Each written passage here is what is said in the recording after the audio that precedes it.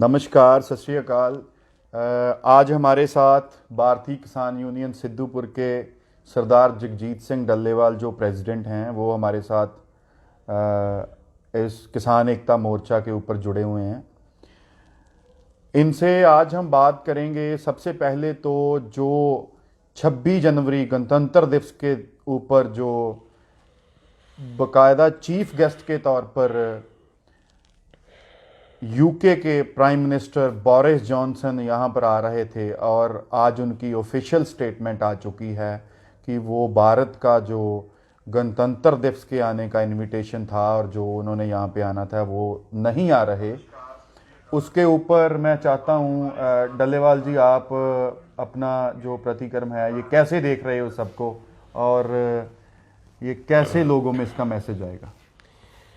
देखिए, उनका ये यहाँ का आने का दौरा जो उनका था वो कैंसिल करना, रद्द कर देना, ये एक, मैं तो ये कहूँगा कि ये जो किसान आंदोलन चल रहा है, इस किसान आंदोलन के चलते भारत सरकार के मुंह पर एक तरह का तमाचा है।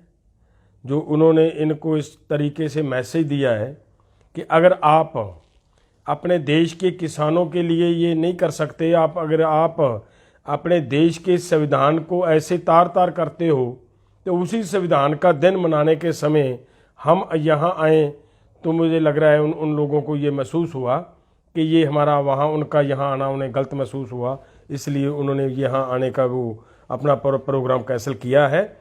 और दूसरी बड़ी बड़ी बात है कि ये किसान आंदोलन की एक और जीत है कि जब देखिए कई ऐसे इस आंदोलन के चलते प्रतिक्रम नजर आए हैं, सामने आए हैं। अगर उनको ध्यान से देखेंगे तो ये केवल इस आंदोलन की ये कानून रद्द कराने पर वाली जीत पर बात नहीं अटकी हुई, बहुत कुछ जीत चुका है ये आंदोलन। सबसे बड़ी बात ये आंदोलन ये जीत चुका है कि जो देश में विदेशों में बहुत लंबे समय से जो इस देश में कई ताकतें इतना जोर लगाकर ये कर रही थी कि किसानों को या कहें सिख कम्युनिटी के लोगों को जो एक तरह का उनका चेहरा बदनाम किया गया था देश भर में और पूरे बाहर वर्ल्ड में कि ये तो क्रिमिनल लोग हैं, क्रिमिनल लोग बताने का प्रयास किया गया था। आज उन लोगों ने यहाँ पे आकर ये एक नई मिसाल फिर से कायम कर दी, वही रुतबा फिर से हासिल किया जो रुतबा कभी इन लोगों को 12 मिसलों ने अलग अलग तरीकों से लड़ाइयाँ लड़ते हुए जुल्म का मुकाबला करते समय जो रुतबा हासिल किया था, वही रुतबा आज फिर इन लोगों ने मतलब हासिल किया है। ये एक बड़ी जीत है हमारे पंजाब के लोगों की और खास करके सिख कम्युनिटी के लोगों की। और इसके आगे एक बात और भी बहुत बड़ी सामने खड़ी है कि देखिए, देश की आज़ादी के समय, देश की आज़ादी के आंदोलन के समय पंजाब के लोगों ने, पंजाब केवल ये पंजाब नहीं जो पीछे रह चुका है पंजाब, वो पंजाब की बात मैं कर रहा हूँ जो उस समय का पंजाब था। आज का जो हरियाणा है वो भी उस समय मतलब हमारे साथ था, यूपी का कुछ भाग भी हमारे साथ था।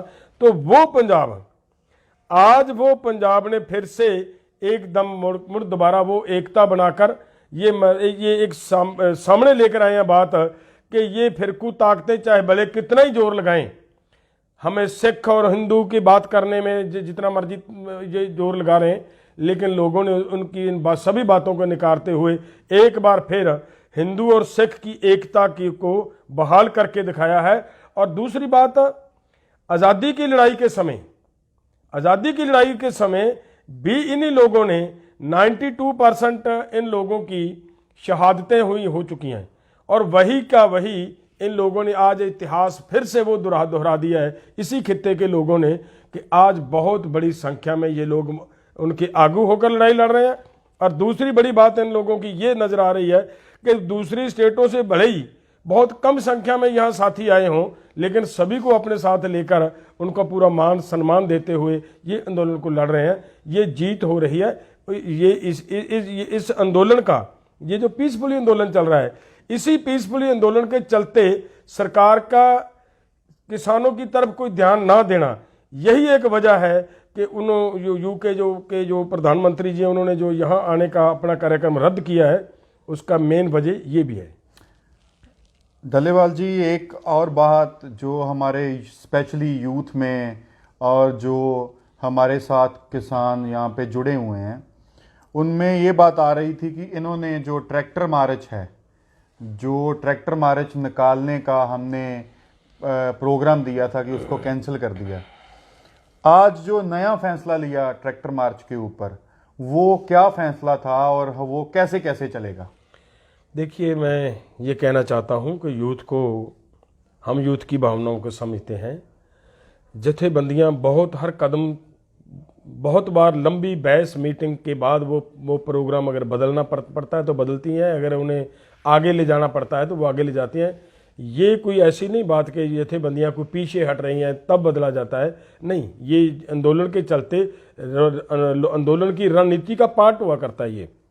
और जो आज जथेबंदियों ने वहाँ पर बैठकर फैसला लिया है कि 7 तारीख को ये मार्च निकलेगा, और ये मैं एक क्लियर कर दूं कि जितने भी ट्रैक्टर यहाँ खड़े हैं, जिस भी मोर्चे पर खड़े हैं, कृपया सभी किसान भाइयों को हमारी निवेदन है, रिक्वेस्ट है कि यहाँ से कोई ट्रैक्टर मत निकालें, बाहर से ट्रैक्टर नहीं आए, वो ट्रैक्टर मार्च करें। अगर हम यहीं से निकाल कर ट्रैक्टर मार्च करेंगे ना, ये 2 तरह के मतलब गलत इंप्रेशन जाएंगे। एक तो ये होगा कि यहाँ पर जो आपके जो ट्रैक्टर खड़े हैं, ये सब आपके एक बार घर बन चुके हैं, उन घरों को एक बार उखाड़ना पड़ेगा, फिर से वहाँ आकर दोबारा मतलब उनको वो जगह सेट नहीं हो पाएगी। एक तो ये प्रॉब्लम है। दूसरी बात, सरकार पर ऐसा मैसेज आएगा कि अब शायद पीछे से लोगों का आना रुक गया है, इसलिए ये इन लोगों को वही ट्रैक्टर निकाल कर ले जाने पड़ रहे हैं। इसलिए ये दोनों बातों को ध्यान में रखते हुए यहाँ के ट्रैक्टर यहीं रहने चाहिए और बाहर से और नए ट्रैक्टर आने चाहिए। एक तो इस बात को ध्यान में रखना है। दूसरी बात,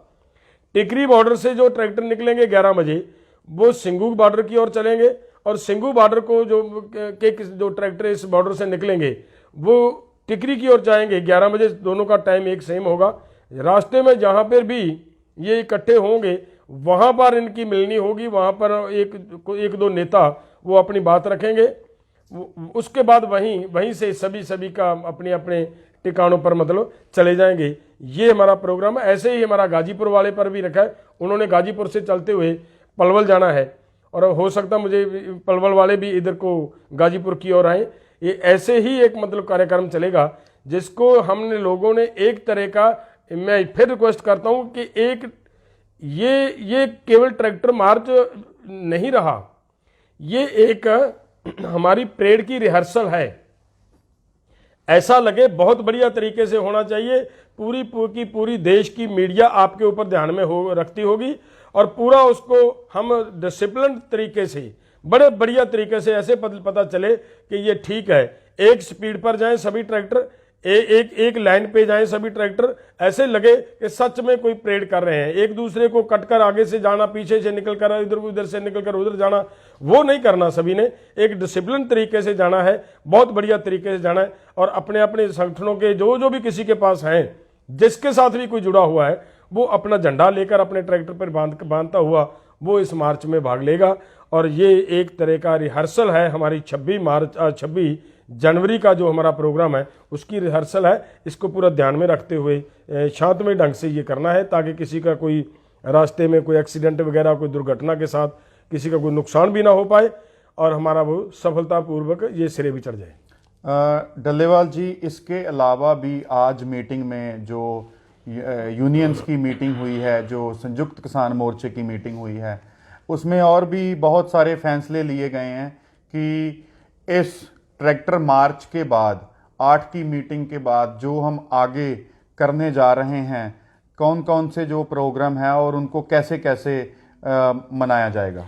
सबसे पहली बात तो मैं ये कहना चाहता हूँ आपको कि प्रोग्राम दिए जा चुके हैं जो पहले से, कि सर छोटू राम का दिन मनाया जाएगा 9 जनवरी को, और 13 जनवरी को लोहड़ी का त्यौहार है जो आया, उस त्यौहार को किसान यहीं पर मनाएंगे, और यहीं पर वो उस त्यौहार के मनाते हुए एक तरह का प्रोटेस्ट करेंगे सरकार के खिलाफ कि वो उसी लोहड़ी पे ये कानून की कापियां साड़ी जाएंगी, ताकि इसका दिन मनाने के साथ साथ, त्यौहार मनाने के साथ साथ सरकार के पास एक मैसेज भी जाए कि किसानों ने वहाँ पर लोहड़ी को इस तरीके से मनाया कि साथ में सरकार का विरोध भी हुआ है। ये प्रोग्राम रखा हुआ है। आगे की एक बात और बहुत बड़ी लंबी है जो कार्यक्रम रखा गया है, वो 6 जनवरी से लेकर 20 जनवरी तक पूरे देश में जागरण का काम किया जाए। किसान जागरण मार्च किया जाएगा। वो अलग अलग जगहों पे रैलियां होंगी, बड़ी बड़ी रैलियां होंगी, धरने प्रदर्शन होंगे और उनमें जाकर कुछ स्टेटों में हमारे यहाँ के इस मोर्चे से किसान नेता, मुझे बाहर से जैसे उड़ीसा से इनविटेशन आई है, बाहर कर्नाटका वाले हमारे भाई साहबान जो वहाँ पे बैठे उन्होंने भी इनविटेशन दी है कि हमारे यहाँ आइए, यहाँ से हम सेलेक्ट करेंगे, कुछ आगुओं की जिम्मेदारियां लगाएंगे, वो वहाँ पे जाएं, वहाँ पे जाकर उन किसानों के साथ बातचीत करें, उनकी बैठकें हों ताकि वो भी आंदोलन वहाँ से भी और तेज किया जा सके। ये सारे का सारा कार्यक्रम रखा गया है, वो आगे थी आगे चलता रहेगा। डल्लेवाल जी, आपने एक और बात बोली कि जो हमारा ये ट्रैक्टर मार्च है और ये हमारी जो 26 जनवरी का ट्रैक्टर मार्च है उसकी रिहर्सल है। क्या हमने इस रिहर्सल को जो कर रहे हैं और जो 26 जनवरी को जो ट्रैक्टर मार्च निकालेंगे उसके लिए कुछ वॉलंटियर्स का डिसिप्लिन में रखने के लिए कुछ ऐसा कुछ करा है कि ताकि किसी को भी इसके साथ कोई दिक्कत ना हो? हाँ, देखिए, ये आज की बैठक में हम शामिल नहीं हो पाए। ये हमारा प्रोग्राम तय है कि सभी साथियों के साथ ये प्रपोजल रखते हुए, ये एजेंडा लगाते हुए, ये ज़रूरत है। ये एजेंडा केवल एजेंडा नहीं है, ये एक बहुत बड़ी ज़रूरत है क्योंकि 26 जनवरी को हमने बहुत भारी संख्या में किसानों को लेकर वहाँ जाना है। तो उस समय हमारे पास वॉलंटियर्स का होना बहुत ज़रूरी है। इसके लिए हमारा प्रयास है कि कल को ही ये एजेंडा पास होगा और कल से ही हम एक रजिस्ट्रेशन शुरू करेंगे कि कम से कम 5 से 6-7 हज़ार तक हमारे वॉलंटियर हमारे पास हों। जो अगर हमारे पास वॉलंटियरों की संख्या और भी बढ़ाने की ज़रूरत पड़ेगी तो और भी बढ़ाएंगे ताकि किसी भी जगह पे किसी तरह का कोई भी अप्रिय घटना ना घट सके। कोई हमारे आंदोलन में कोई शरारती आंसर, कोई शरारती तत्व आकर इस आंदोलन को डिस्टर्ब ना कर पाए, इसको ध्यान में रखते हुए हमने ये प्रोग्राम बनाया है कि हमारे खुद के वॉलंटियर हमारे साथ जाएंगे और बड़ा शांतमय पूर्वक ढंग से ये हमारा पूरा का पूरा मतलब ये 26 जनवरी का जो प्रोग्राम है उसे सफलता पूर्वक सफल करेंगे हम। हमारा ये प्रोग्राम है।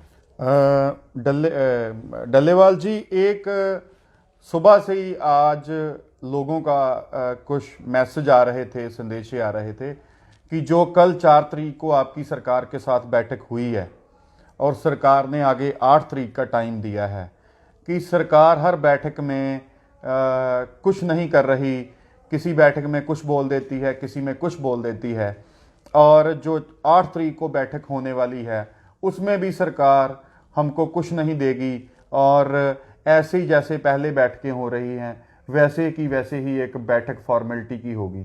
उसके ऊपर आप क्या कहना चाहते हैं जो हमारे किसान जुड़े हुए हैं साथ? देखिए, मैं इस मामले पे मतलब बड़ा क्लियर बताता हूँ आपको कि आपको निराश होने की ज़रूरत नहीं है। जिस तरीके से ये आंदोलन चल रहा है, यहाँ पे मैं आज एक वीडियो देख रहा था, एक ब्रिगेडियर यहाँ पे हमारे इस आंदोलन में आज भाग लेने के लिए आया भाई साहब, उन्होंने ये एक बात बोली है कि वो ब्रिगेडियर वो है जिसने अजमल कसाब को इंटेरोगेट किया और उससे वो सब कुछ मतलब निकलवाया जो पाकिस्तान से यहाँ करने के लिए आया था।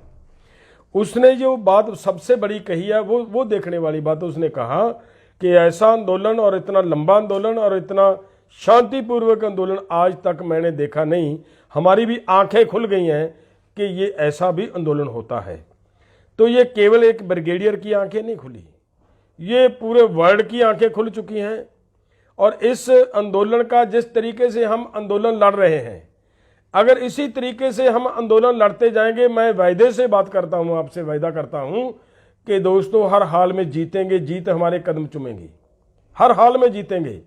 लेकिन ये बहुत ज़रूरी है कि इस चीज़ को ध्यान में लाएं कि हम जो इस अब तक हुआ है, क्या हो चुका है, उसको ध्यान में लेके देखेंगे, तब आपको पता चलेगा कि आपके आंदोलन का कितना प्रेशर है, कितना दबाव है। पंजाब में बड़ी संख्या में बीजेपी के नेता बीजेपी को छोड़कर पीछे हट गए। ऐसे ही अपना हरियाणा का नेता छोड़ गया। आपको पता है कि बीजेपी के नेता ने एक ने इनका साथ छोड़ दिया। ऐसे ही आपको मैं ये और भी बता दूं कि आप ध्यान से देखें तो आपको पता चलेगा मध्य प्रदेश में भी ऐसी घटनाएं घट रही हैं। और दूसरी बड़ी बात कि पिछले दिनों केरल सरकार ने एक एजेंडा लेकर आई है इन कानूनों के खिलाफ।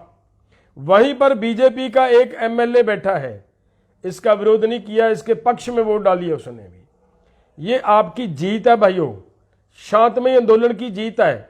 सरकार इस आंदोलन को बदनाम करने पे तुली हुई है, कृपया इसे बदनाम मत होने दीजिए। सभी अपनी अपनी ट्रैक्टर ट्रॉलियों के ऊपर ध्यान दें, किसी तरह का किसी शरारती आंसर का उस पर असर न पड़ने दें। किसी तरह का कोई गलत आदमी अगर आपके पास आता है तो उसे ध्यान में रखें। हर इतनी बड़ी संख्या में जब आप आ चुके हो यहाँ पे, हर आदमी को ध्यान रखना पड़ेगा कि मेरे साथ का जो आदमी है क्या मैं इसे जानता हूँ, ये अच्छा है या बुरा है, उसका ध्यान करना पड़ेगा। अगर ऐसे चलोगे तो जीत अवश्य होगी दोस्तों। शांतमय आंदोलन चल रहा है, बहुत बड़ा प्रभाव पड़ रहा है सरकार के ऊपर।